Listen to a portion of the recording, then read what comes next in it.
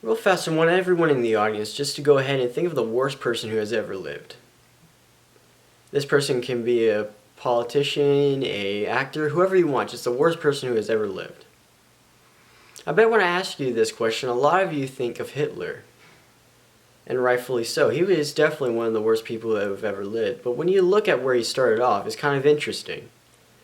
He started off as just a common Austrian who joined the German military. He wasn't born into any type of power, not into a kings, queens, none of that kind of stuff. He just started as a private in the military. So how did he rise all the way up to become the power that he was, ruling over that country and the military? Hi, my name is James Fraser, and hopefully by the end of this speech you're going to be able to answer this question for yourself. In this speech, I'm going to go ahead and be covering 5 different common types of government that people think of. Not all 5 of these are actually types of governments, and I'm hoping to be able to address this in this speech.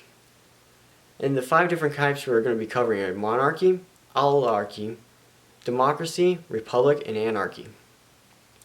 A scale that I'm going to be using is the far left and the far right.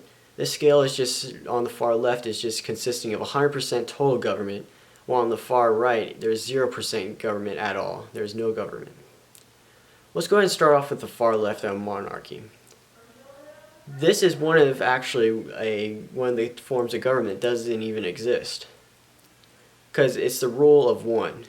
When really, in reality, there's never been a government who has been only ruled by one person. It's always been a group of people putting forth one of their powerful people in that group as a spokesperson. So this eliminates this type of government, but leads to oligarchy. This is one of the most popular forms of government throughout history and still today. This is the rule of the powerful few. There's a group of people who all stand together forming laws, and they're the ones who are in power for that country. This is where many problems happen. And we're going to go ahead and look at how these things happen and what leads to oligarchy from all these other ones in just a second. But this is a true form of government. Now we're going to go to the far right, anarchy. Anarchy is 0% government. There's no government in place at all. But the interesting thing is when you look at how anarchy came into place. It's when there's a government where none of the people like it, so they feel like the best option is to rebel and just get rid of the government completely. But when they go ahead and do this, now that there's 0%, there's chaos. There are riots, there are mobs, and no one has control over anything anymore.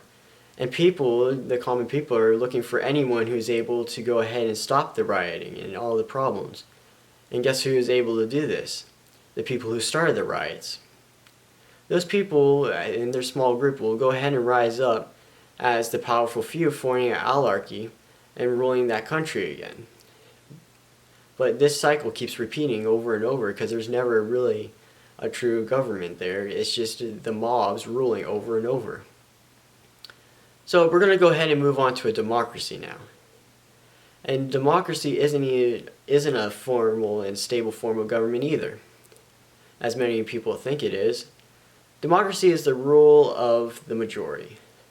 This is when there's a majority on something, they rule. That's their choice and they win. But there's a lot of problems with democracy. Let's go ahead and say a group of people decide that they don't like you and they want to take away your home, your family, everything that you have.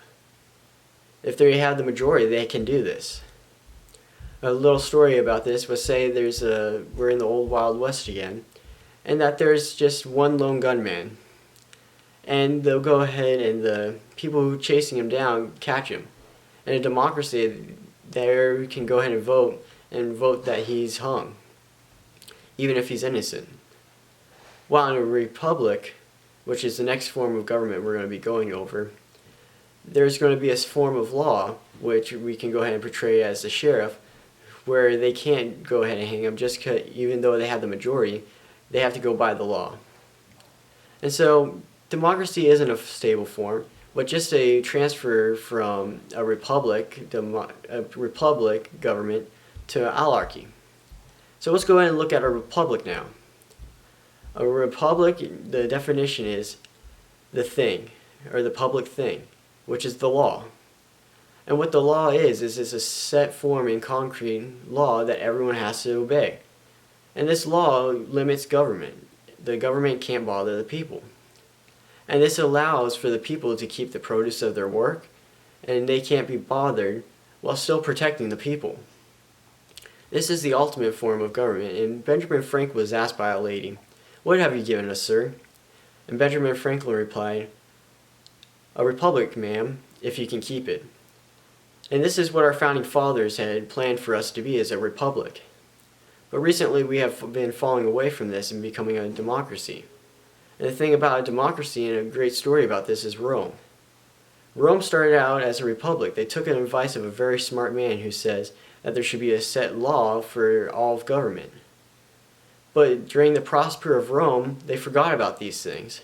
And they started electing politicians who would take from some and give to others. But eventually the public started just demanding things from the government, that they wanted more and more things, until the government just completely collapsed. And then an oligarchy of the Caesars went ahead and took place. Is that sounding familiar maybe to anyone? Probably so, with a bunch of today's activities and different events that has been happening. Our republic is at stake, and our freedoms and everything else, if we want to stay a free country. If we don't want to become an oligarchy, we're going to have to do something about this. That means turning back to our ways of being a republic and going ahead and having that set law that no one can disobey. And like something that's been really popular in the media and things today are gun laws. Our Second Amendment right says that we have the right to bear arms. And this means any arms. It doesn't specify whatsoever. So government should not be able to go ahead and mess with these laws. And the greatest, I think, one of my favorite amendments is the 10th Amendment. And this amendment says that the government doesn't have the power to do anything that hasn't been given to it. And this has been something that the government has been breaking recently, which happened in Rome as well, that led to the democracy and eventually the oligarchy. So, if you weren't able to answer the question yourself about Hitler, Hitler had his small group, which started anarchy, and then they offered a solution to that anarchy to go ahead and fix it by forming an oligarchy. So, I hope you got more out of that than just how Hitler took power, and that you're really thinking about today's world and what we need to be doing about keeping our republic, and that democracy, which isn't even mentioned in the Constitution even once, that we're able to keep our republic and keep our free liberty. Thank you.